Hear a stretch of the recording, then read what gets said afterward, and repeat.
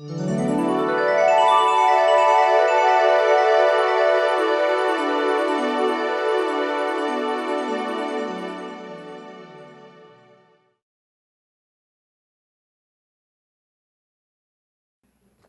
within. Think about that for a moment. That's our theme for this month, healing within. When I first got that download that the talk would be on healing within, I got all the superficial stuff that we get, mantras and affirmations and all the things that we do to supposedly heal, and I say supposedly, and I'll explain that in a moment, to heal within. So, of course, I wanted to really get to understand, well, what is healing all about? Well, when I Google it, they talk about healing is restoration, returning to the whole, making right the whole. Doctors give you a prescription, or their whole process is to heal your physical wound and make you well. And if it's not physical and if it's a mental illness, then it's to restore you back to, quote, normalcy. Unfortunately, usually they don't deal with the spiritual end of it.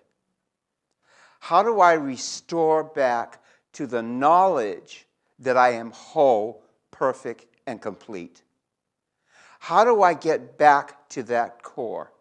And what does that mean? And what does that do for me? And how does that relate to the planet? And how does that relate to my relationships? And I could go on and on and on. And it looks quite differently when you tune in. I want you to entertain this idea. Number one, we know that every one of us in here physically has a wounded child. Some part of us that's wounded. You could say, I had a perfect childhood. Well, there was a time when you were afraid of the boogeyman, or somebody bullied you and made you feel less than. And there are these stories that we have told ourselves, and we have wounded ourselves over and over again. Healing within tells us that we've got to claim that back. And the only way to claim it is not to push it aside and ignore it, and I'm going to do affirmations, and I'm going to do all of these exercises and all of these spiritual practices, and I'm not going to deal with that child, and somehow, miraculously, it's all going to be taken away, and I'm going to get enlightened. Well, that's what our ancestors did. They didn't know anything about the inner child or the wounded child or any of that. And so we've literally inherited our ancestors' wounded children, compounded with our wounded child. So what do? Well, get in touch with that inner child and heal it through crying. Well, my experience is, when I went to my wounded child, he was very angry. It was like, oh, I don't need you. I'm the one that kept you alive. I'm the one that went through all of this crap so that you can be there going, Namyo Renge Kyo, okay? Good for you. So I found that he's a little bit angry there, okay? Just a little bit angry. But underneath that was a well of pain that was so deep that he put up that wall. And don't we put up walls when we're wounded? And so the thing to do is to embrace that child with love. And the very first thing you've got to do is acknowledge it. Because you spend your entire life not acknowledging it. I'll endure. I'll rise above my circumstance. I'm perfect, whole, and complete. I'm divine. I could do all of those things, but I'm not listening to you. I'm not interested. So the very first thing is saying, I hear you. I see you. And I'm sorry. And I promise to be with you now. I'm not going to let you go. And if you want to cry, I'll cry with you. And if you want to rail against the earth, rail against me, have at it. Because I'm here totally for you. And in that process, just that process alone, that's where the healing really happens. You can't be whole if part of you is still wounded. It just won't work. It's only through that process of being kind to yourself and forgiving yourself for not paying attention to that child that the healing will begin. But here's the benefit. As you heal yourself, you are healing all of your ancestors.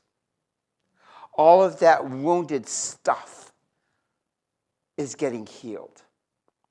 And it's getting healed in a way that you won't know. And it's none of your business to know. All it is that whatever you do goes out exponentially, right? You know, a thought, everybody shares a thought. We're all interconnected. So that healing not only benefits your ancestors, but all your future lives. It benefits everyone you come in contact with, as we've been talking today about relationships and chakras and getting in touch, with the core of who you are. Then that really makes sense. Then you can really grab onto that, because now you're recognizing that you're more complete, that you're taking back your energy. See, when we're busy doing that, our energy is leaking out. It's all fragmented. And that's where dis-ease enters. It's disharmony. How can I expect anything more if I still think I'm less than?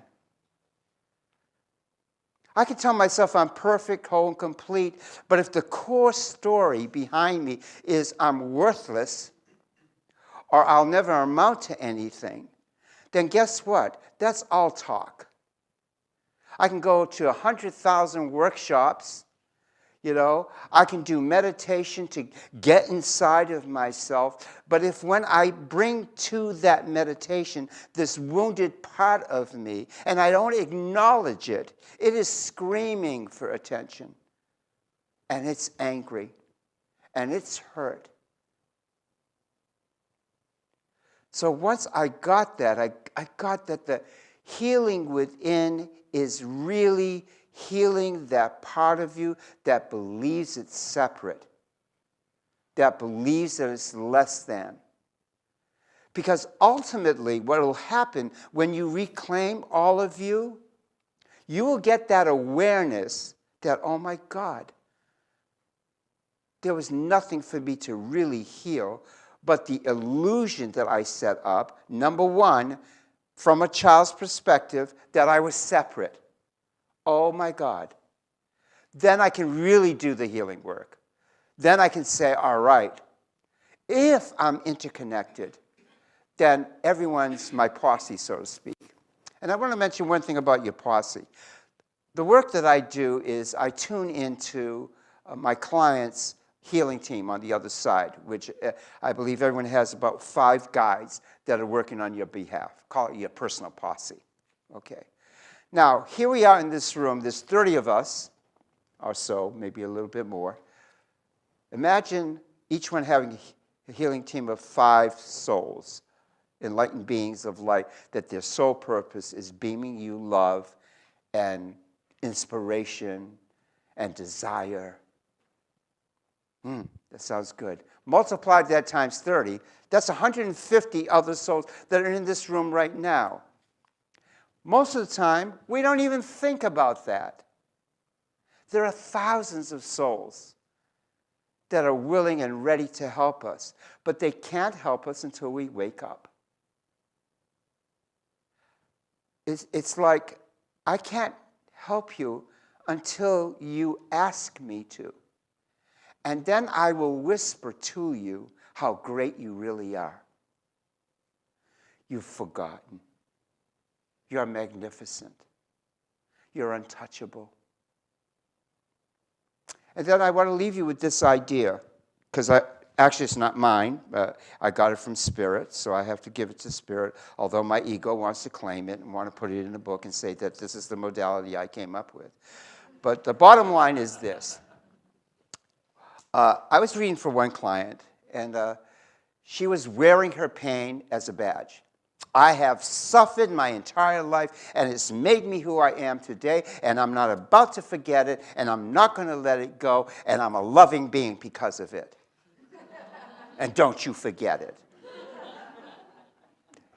And as she said that, this little Yoda figure kind of like emerged and said, "Oh, my dear, the past is nothing more than echoes of the ego." Think about that. Echoes. They're nothing more than echoes of the ego. See, you could literally say, past, done. You don't really need to investigate what the past was all about. You don't need to say, well, it's because of my past that I probably can be this. See, your ego will tell you, well, based on your diary, which I've read, you probably, based on your age and also your brain, you might make it to here. You can dream this far. This might be outrageous for you.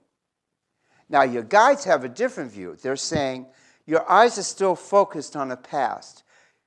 We don't live there. You want to access inspiration? You want to experience your higher self? Then you have to go to the realm of unlimited possibility, outrageous dreaming. Outrageous dreaming, your ego says that's a waste of time. That ain't paying the rent, Thank you. Done. Who do I want to be? I don't know. But it's good. Make sure you say, but it's good. Because if God is always moving you toward good, don't we sometimes go kicking and screaming to our good? Actually, we do it all the time. We go kicking and screaming to our good. And so I want to leave you with this.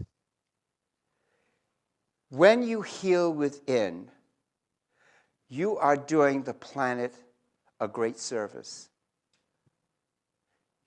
By being selfish enough to tune into yourself, you're selflessly giving to the planet. So how does that look? Well, we've got some leaders right now that really challenge me. Okay? On the surface, it really bugs me. But when I tune in, and when I go to that place of outrageous dreaming, when I go to that place of unlimited possibility, there is compassion, there is forgiveness, but there is an aha moment. Could he be an angel in disguise to get us to realize the flaws that we have within ourselves so we could let it go and heal within? Gives me a whole different way of looking at the world. So I invite you to look at your healing process as being the gateway to your desire, because desire is the bridge to the soul. And if you want to get a direct line to the soul, then go to outrageous dreaming, go to fantasy, and exercise that psychic muscle there so that you can hear your higher self say, hello. Thank you.